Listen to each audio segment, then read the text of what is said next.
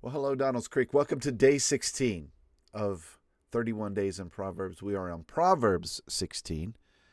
I've got to tell you, this thing was done and there was no audio.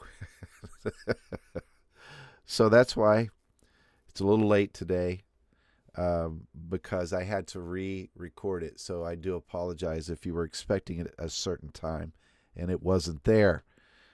There might be a lesson in there for us to learn. Uh, I don't know what that is. And we have a lot of wood to chop, so I'm not going to think about it until later. Proverbs 16 does break down into some major sections here, verses 1 through 9. Maybe they're not major. That's the biggest one, is 1 through 9. Your plans and God's plans. Then section number 2 is verses 10 through 15, where he deals, I just put the magistrate, or king me. It means, magistrate, or, for us, the government, we really don't have a king. But you understand that, those in government are who these words are directed towards. 16 through 25, wise words, wise life. These are traits, wise words for wise living. 26 through 30, I just put under the label of traits of bad dudes and bad dudettes. I didn't put dudettes on there. It's going to run out of space, but you get the picture. 31 and 32, traits of good dudes and good dudettes. And we really end where we started, about the sovereignty of God. God is sovereign. We'll come back to this a little bit later. We're going to talk a little bit about the difference between the sovereignty of God and the providence of God before we go over. And there are two key verses here. 16:3, commit your work to the Lord and your plans will be established. And verse 25, another key verse, there is a way that seems right to a man, but in its end is the way to death. Some powerful verses that kind of stick out through the Proverbs that you probably already knew. In our win, place, and show, almost every day I have to stop myself. I want to say win, lose, or draw. If I do say that and I don't catch it, you'll know what I mean. In win is righteousness versus unrighteousness. Place, the value of wisdom. Now, I realize there are 4 verses in place and show, so they would be equal. I put value of wisdom in place because there were a lot of other circumstances where I could have said, as I was going through, I said, this really is also about the value of wisdom. So that's why it came down to that I didn't actually mark it in the value of wisdom, but I said in my head, this could be both, this or this. So, okay. And obviously that large section on the magistrate and government is why that is there. Now, we're going to spend most of our time in the 3 things because there's some things to go over here that I want to share with you, some extended teaching. So please be patient with me. As I came to verse number 1, as many of you already know, my main text is the English Standard Version. That's the one that I read from most often. And as I came to verse number 1, I made a note in my notes, wrestle with this, come back to this, wrestle with it, because, I wasn't understanding it. I wasn't getting the meaning of it. The plans of the heart belong to man. So again, we have a couplet. We've talked about this. We have a couplet, but it doesn't make sense to me. The plans of the heart belong to man, the second part, but the answer of the tongue is of the Lord. These two, they don't match. And so I moved on and said, come back to this. So many times, and you're going to come across this, you'll read something and it's not going to make sense to you.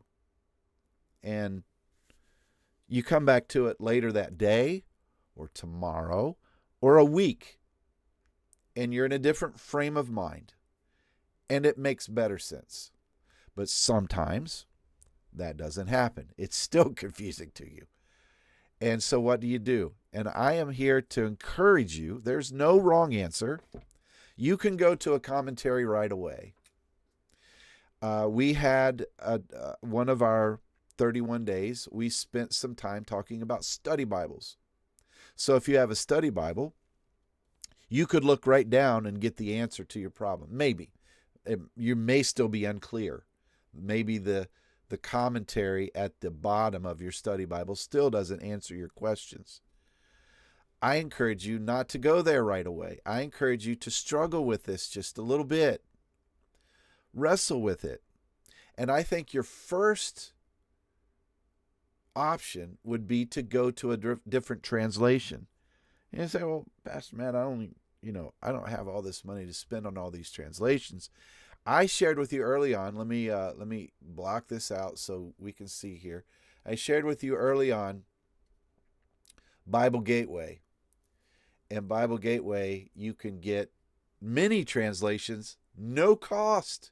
Now, what I recommend is that you use the web version. Just a personal preference. They come in an app for Android and Apple. You may find those helpful. I think they're not very helpful. I find the web version much better than the app. So if you get on your web browser and go to BibleGateway.com, you have all of these different versions. One other thing I want to show you. I recall when I showed you Bible Gateway is either day 1 or day 2. It was way back in the beginning. I said you have access to all these different versions. What I didn't show you is if you change the version up here, watch my finger there. If you change it up here, you have to hit refresh for the version to come. If you change it here, it will change. You don't have to hit refresh. You'll see what I mean here in a minute. So we have our verse that Pastor Matt's confused about. What? I'm not making a connection. So one of the first things that I did, I went to the Amplified. Let me go there first. And then I went to the NIV to confirm. Amplified. The plans and reflections of the heart belong to man. So this means it's not in the original text. Plans, reflections belong to the heart of man. But the Amplified does a good version, good job with this. But the wise answer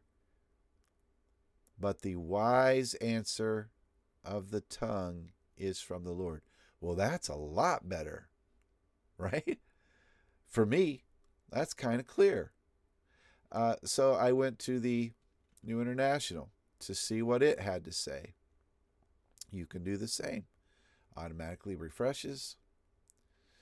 To humans belong the plans of the heart, but from the Lord comes the proper answer of the tongue. So there you see is our really just a really good explanation of the text, because when it comes to translating, those of you who are in Sunday Bible class, we dealt with this past Sunday. Some of you were not.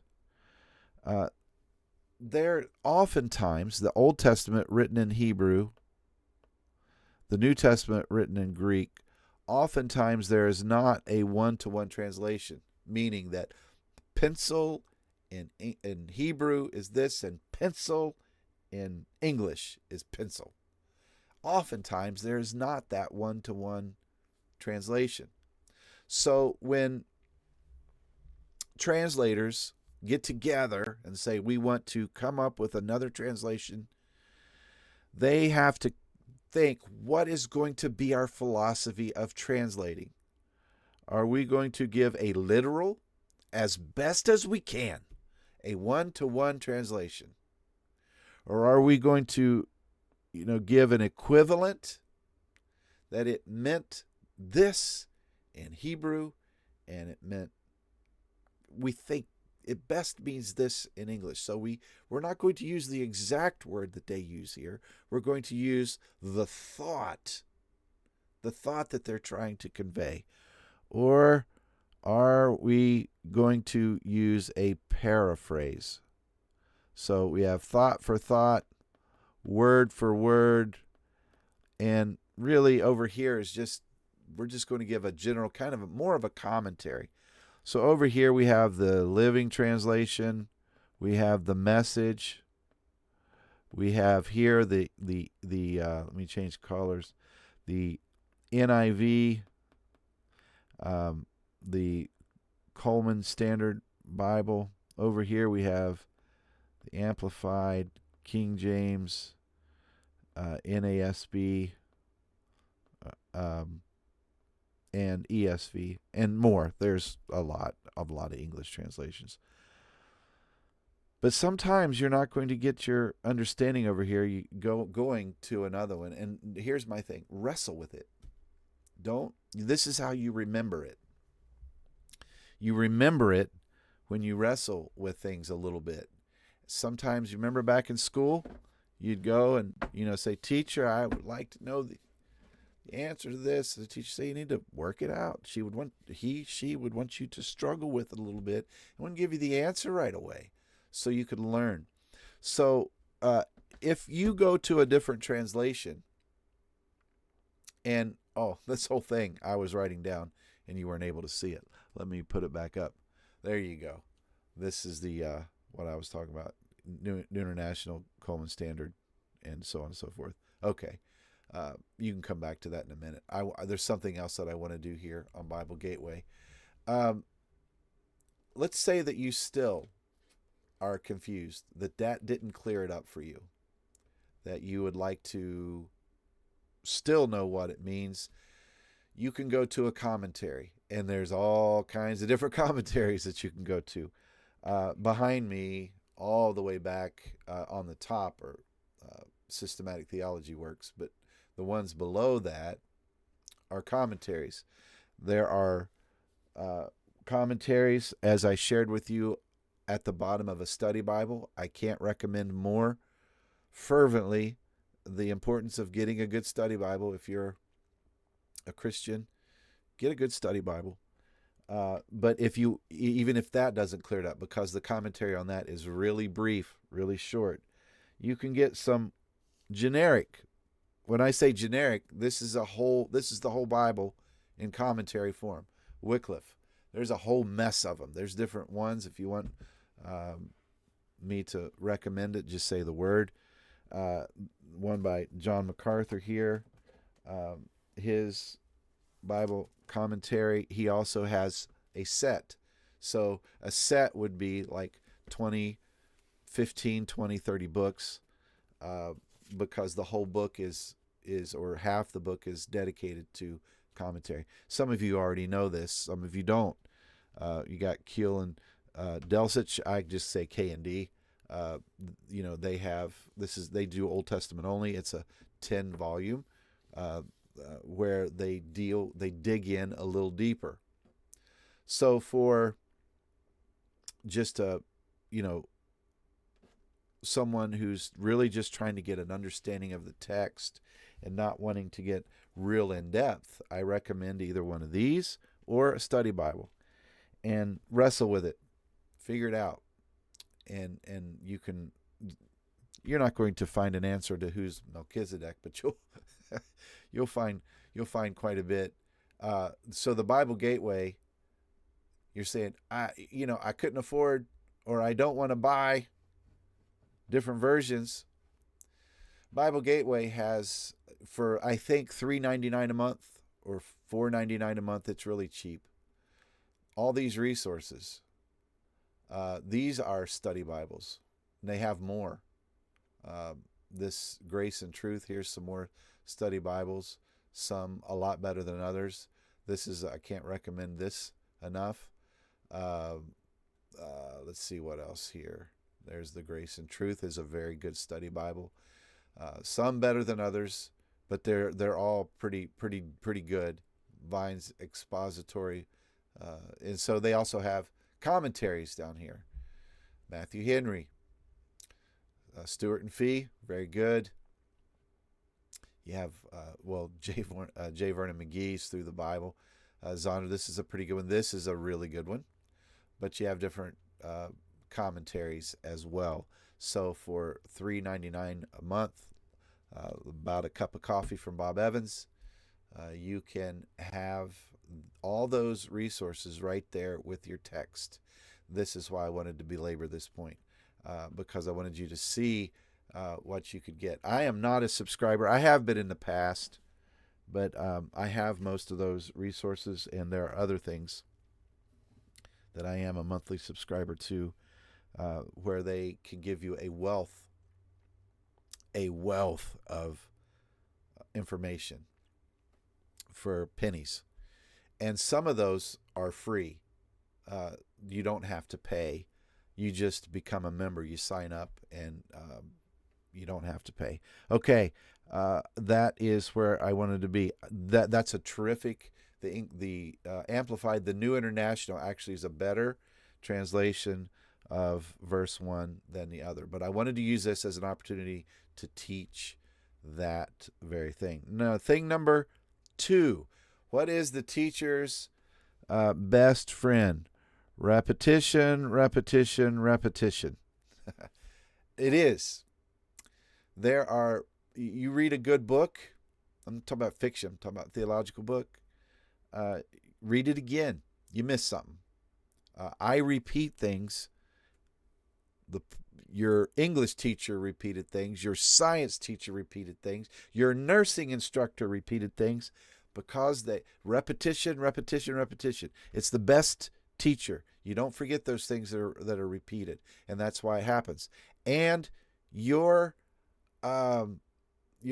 teacher in Proverbs repeated things. He did, and it's good, because you see that repetition. You want to learn it. Verse number 6: by steadfast love and faithfulness, iniquity is atoned for, and by the fear of the Lord, one turns away from evil.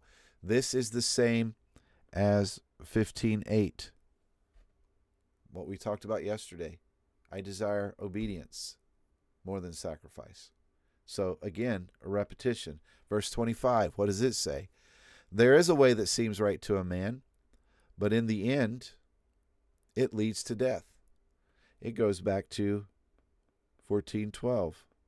It's a heart issue, right? Don't follow your heart. Inquire of the Lord. See what the Lord wants. So you see not only this in real life with real life teachers, but you see it in Scripture.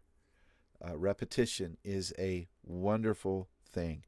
Lastly, here's a kind of a heady thing, and we'll just scratch the surface here. We're not going to get too deep. Providence versus sovereignty. Verse 1, and really verse number 33, is about the sovereignty of God. God rules and reigns. He has ultimate power. That is sovereignty, meaning, ultimate power, that he has the right to rule over and the power to rule over. He is sovereignty. But what about providence? Is this about verse 33? The lot is cast into the lap, but every decision is from the Lord. That means literally that God is behind the flipping of the coin. That there is, in the words of R.C. Sproul, not one maverick molecule in all of the universe. He reigns and rules over all. Now, I know that might stir up some questions in your heart. We can deal with those another time. Let's just bow and submit that our God is sovereign, that there's nothing outside of his control, that all things exist for him. Colossians 1:16. All things exist by him and for him and to him. All things. Oh, what a beautiful thing. How about we just relish in that for a moment before we just jump to questions? Um, but what is the difference between sovereignty and providence? Um, Sovereignty is God's ultimate power and right to rule, but I believe that providence includes something that sovereignty does not include. So, a passage for sovereignty would be Job 42:2. This is Job speaking. Job 42:2 would be a passage on sovereignty. I know that you can do all things and that no purpose of yours can be thwarted. He's sovereign. He has a right to it. And he does it. Job 42:2. Okay. Isaiah 46:10 would be a good passage for his providence. This is God speaking, not Isaiah. I declare the end from the beginning, and from the ancient times things not yet done, saying, my counsel shall stand, and I will accomplish all my purpose. Well, you say that sounds a lot like sovereignty. Providence includes something that sovereignty does not have, and it's actually in the Word. It provides. That's what providence is. Not only will God accomplish his purposes, he will provide the necessary things to accomplish that purpose. And so you see also in our passages on the magistrate, in our section on the magistrate, on the king, you see that the Lord guides the heart of the magistrate. The Lord guides the heart of the king. Yeah, he provides what he needs. He provides the things that are necessary to accomplish what he rules and reigns over. And before we just jump to questions, before we start saying, but wait, how about just worship that for a moment? That's our God. That is our God. Great is our God. And then we can deal with the questions a little bit later. Our first shouldn't be, but me. No, this is God. Okay, we had a lot to accomplish today, and I'm thankful that we did it in under 25 minutes. I know that I wanted to keep these between 8 to 15 minutes, 10 to 15 minutes, but I knew going in, this would be a little long. But anyway, thank you for your patience. I hope you have a terrific rest of your day. May God bless you in all your ways. In Jesus' name, amen.